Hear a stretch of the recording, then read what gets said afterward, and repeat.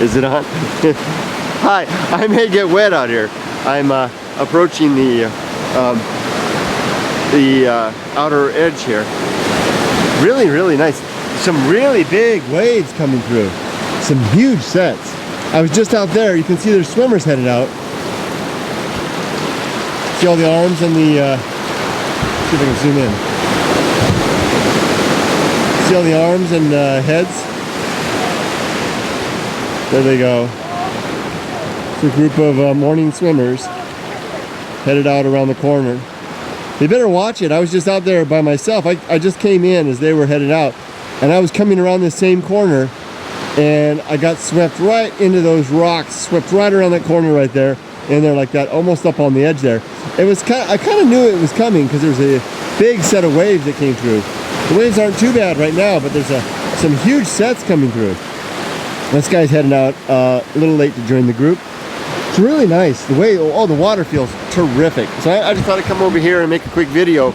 Emily didn't join me this morning, nor my wife. Yumiko likes to sleep in, so she typically doesn't join me for dawn patrol, but Emily has been, but not this morning. But I started this video for a reason. Let's see if I can not get washed away. I wanted to tell you guys about this is probably the last video in the Emily Meets Christianity series. Let me put my bag away over here, because it's finally come to conclusion. But there was a couple more weeks involved in it. It was 2 weeks ago that Emily made her decision to not go to church anymore. Let me put my stuff down. Hold on. But it took another 2 weeks for her to actually make that a reality. Put my bag way up there. Hopefully it'll stay up there. And there was a reason for that, because the connections, the human bond elements. Now I know that there was no question of it, that basically she had no interest whatsoever in the Christian part of me. She just, plain out, flat out told me that, she's not a Christian and she doesn't see herself becoming one. It just, the stuff didn't make any sense to her.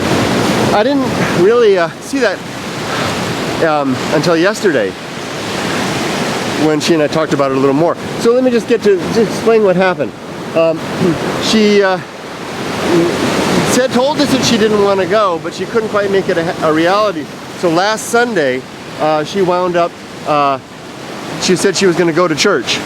And I came down here by myself and had my dawn patrol all by myself, and I missed my girl. But when I got home, I found she was there. And it turned out that she had wrote to her friend and said, texted and said, I'm not going to make it. And, told her basically the truth. She had some other things she needed to do, which was true. And I was kind of thinking and hoping that was the end of it. That she was basically able to find her way out of that. But this week, as this weekend approached, she told her mother and I that she was going to go to church again today. And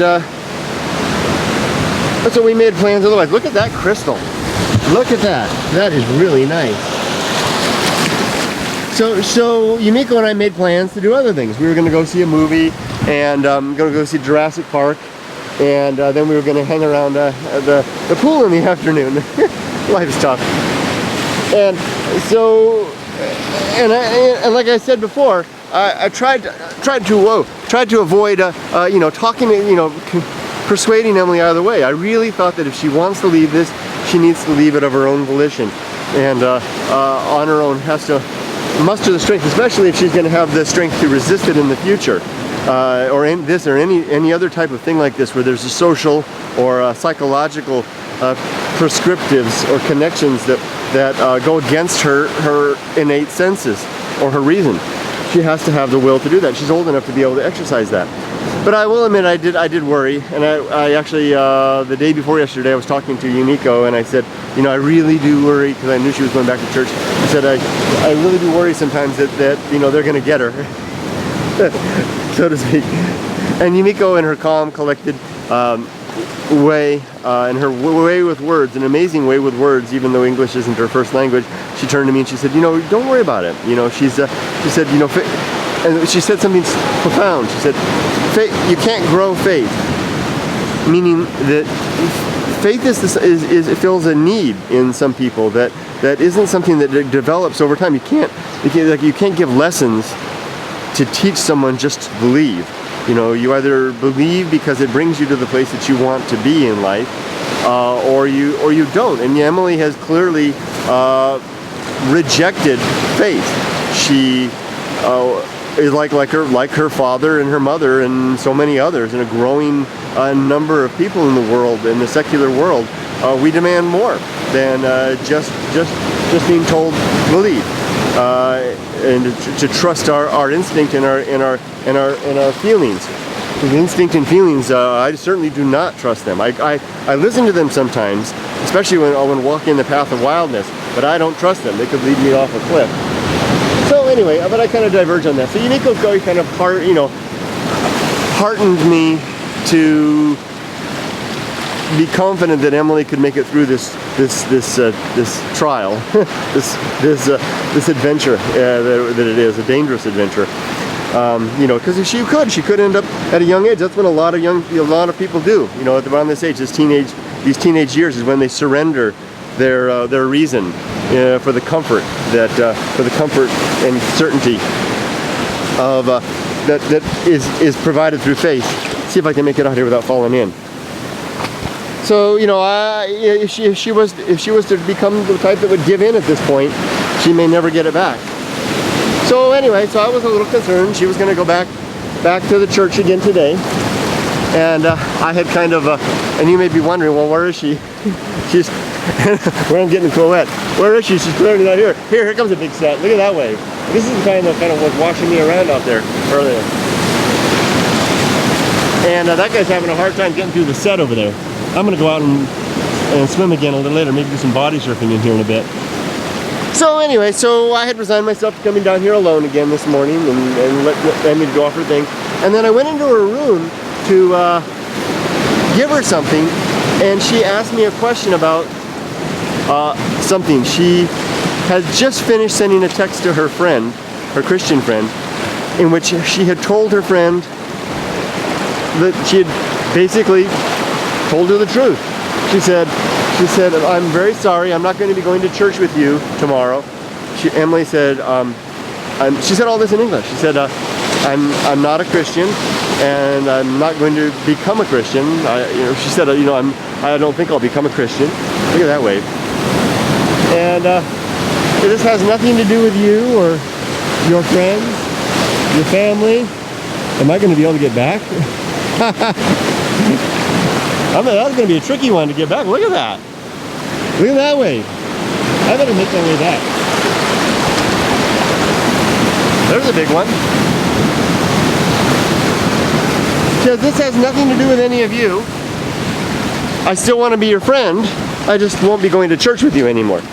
And she had just sent that. Now, she didn't ask me about that or anything. She had just had a question about if the wording was going to convey the right meaning in English. And I told her that not only did the wording convey the right meaning, but that it did so in a very adult, reasoned, considerate format. That I said, if she had asked my advice about how to say this message, I couldn't have suggested better. She couldn't have composed a better message. She did an incredible job.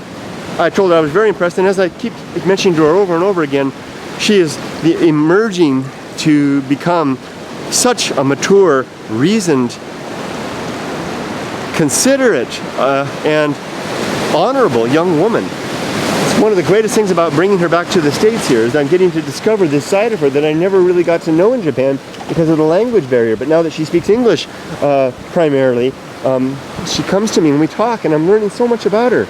So her friend basically responded back and said, there was a little confusion. Remember, her friend speaks English as her second language. Her friend said, oh, that's fine. She says, does this mean that we can still play? And her friend is a very smart girl. And she's using the word play because she didn't have a better way to say it. But basically meaning saying, are we off on our personal sense?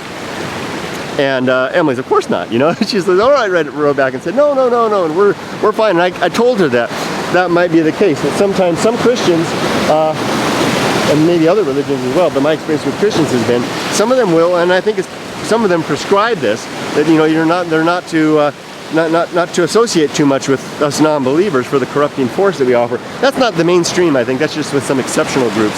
I think like Seventh-day Adventists and others like that, who basically sign off on the rest of us.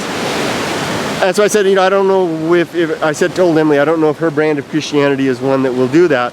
That's a risk that you're taking. And she said, she understood and accepted that risk. But it looks like that's not the case. As is the feeling that I had all along, that this was going to end well if she left this out. I shouldn't say this. Not the feeling I had all along. The feeling I had all along was that this was a pretty vanilla brand of Christianity. I hope I don't offend, but what I mean by that is it's more of a social element. It's more of a society, a community that gets the reinforcing elements from that, and that they weren't going to shun Emily or send her away for that. They were welcoming her, very nice in that capacity. So, looks like the friendship is on, the church is off, and Emily's going to join us this afternoon for Jurassic Park, and then we're going to stake out a couple of deck chairs around the pool for the afternoon. We're going to go to the supermarket, get a whole bunch of snacks, and spend the whole afternoon with our devices and our books and our swimsuits by the pool as a family, having a great time. And my heart is just elated. Not so much that she's not a Christian so much, but that she led with her conscience, led with her mind, led with her sense of what is true in the world, and not just with the good feelings that come from abiding a principle or a philosophy that the community supports and recommends and endorses. And that she was willing to strike out alone, that she was willing to risk the friendship for the sake of what she believed, or not what she believed, what she thinks, not believe at all, what she thinks is the right perspective on the world. Good job, Emily. You've made me so much less worried about you now and in the future. I think you've got that head on your shoulders to stay safe. But for me, that may be a little less true. Look at this waves. I better get the heck out of here. Here comes another big one, and get back. And then I'm gonna get in that water and do some body surfing. Yeah, let's get in there. Look at that wave. I'm gonna go get body slammed and beat into the beach and have the utter sense knocked right out of me. And who knows? Oh, look at that one. That's a good one. Who knows? I just may see the light after getting my head pounded a little bit. Wow! Oh, that's an awesome wave. I'm getting out there. Thanks for joining me this morning, guys and gals. Have a great day. Enjoy life. Oh my gosh, it's so short, and I feel it getting shorter all the time, but such a great chance to live. Here we go. Look at that wave there. Oh my gosh. If I don't get washed away, that's a big one. Okay, let's get out there. See ya!